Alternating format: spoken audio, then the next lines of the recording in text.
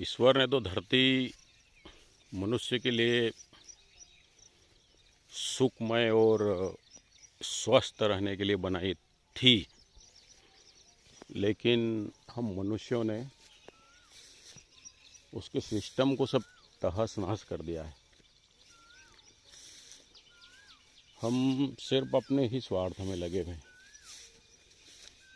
और सिर्फ इस धरती पर मनुष्य रहना ही चाहता है, जबकि ऐसा कहीं से कहीं तक संभव नहीं है। जितने जीव जानवर है, सब पेड़ पौधे हैं, सब रहेंगे तो ही हम इनके बीच में सुखी रह सकते हैं, वरना दुख तो चलता ही रहेगा। अब प्रकृति को देखिए, ईश्वर ने कितना बेहतर बनाया था। जैसे नदियां हैं, नदियों में बोल्डर नीचे रहता है, फिर बारीक रेत, फिर बड़ी रेत, ऐसा मिला के पूरा पानी को फिल्टर करने का सिस्टम ऑटोमेटिकली है।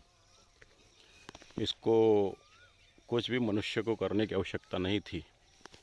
ईश्वर ने एक निर्मल जल आपको देने के लिए ऑटोमेटिक एक सिस्टम बनाया हुआ था, जिसे मनुष्य इतनी तेज़ी से लगा हुआ है खनन करने में, मकान बनाने में रेत का इस्तेमाल हो रहा है। बहुत सारी जगह पर इतनी तेज़ी से रेत निकाली जा रही है।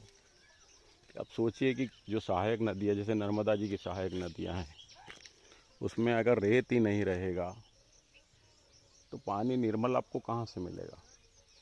पानी निर्मल आपको नहीं मिलेगा तो आप स्वस्थ कहाँ से रहोगे?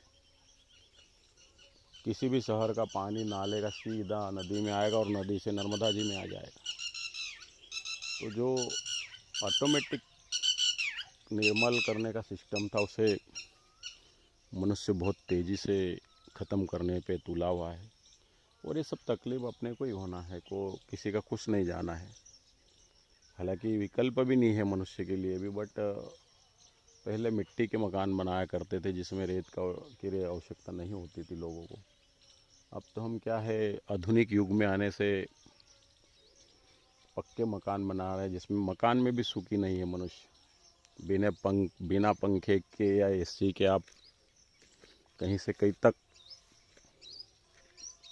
सुखी नहीं रह सकते, ठंडी हवा आपको नहीं मिल सकती।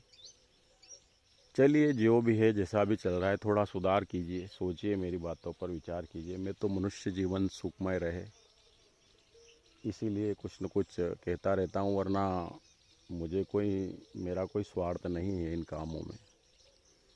जय श्री राम जी की।